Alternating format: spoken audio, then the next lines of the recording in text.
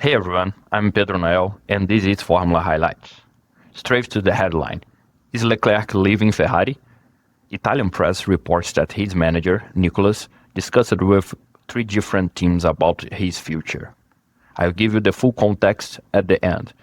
First, there is 2 stories on firmer ground. Horner exit from Red Bull and the official 2026 sprints calendar.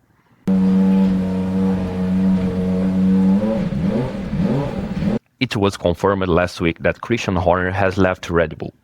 The team made it official. Multiple outlets report a strong deal between them, widely cited around 80 to 100 million, which, crucially, enables him a mid-2026 return. That's why you're hearing his name again linked with different teams. Do you think he can go to Cadillac since they are starting on F1 next year? Let me know in the comments. He has a strong experience of building a team from zero and could help several teams with the new 2026 regulations. And why 2026 is the perfect re-entry point. There is the technical reset with active aero modes and a more electric-heavy power unit.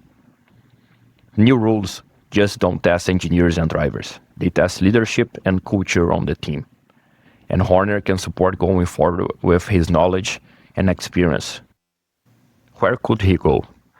The Alpine angle is the most persistent rumor. It's linked to Flavio Briatore, and their project for a reset is aligned with the expectations. But there is no official destination today. Some columns speculate about other teams, but Alpine makes the most sense on paper.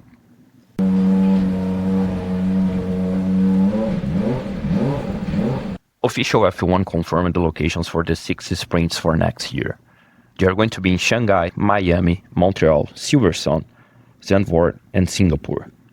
Worth to mention that Montreal, Zandvoort, and Singapore are new to the sprint calendar. Another change that fans will feel is that there are no sprint weekends in the final 6 rounds, unlikely these years. But how it affects racing and coverage for next year? You see less practice with faster setup during the weekend since you have the sprint race on Saturday.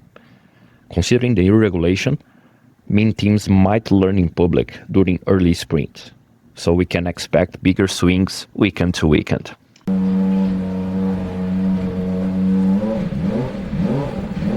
Finally, let's go back to Leclerc.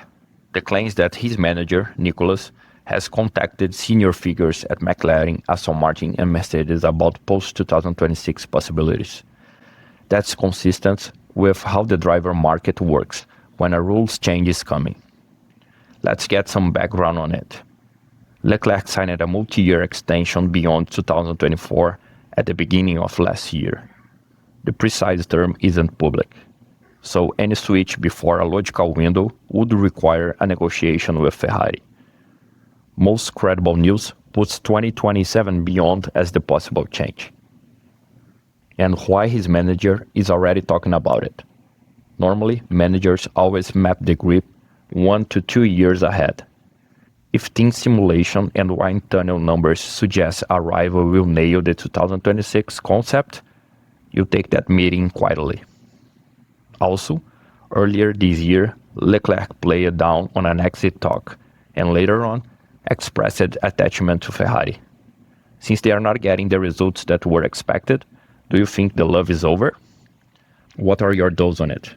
Do you think Leclerc should leave Ferrari if they keep not getting a good car to compete for the championship?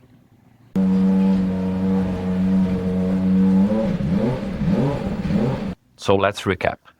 Today we talked about Leclerc's future and his actual contract with Ferrari for multi-year beyond 2024. We confirmed the Horner exit and possibly come back at mid of next year. Let's see on which team.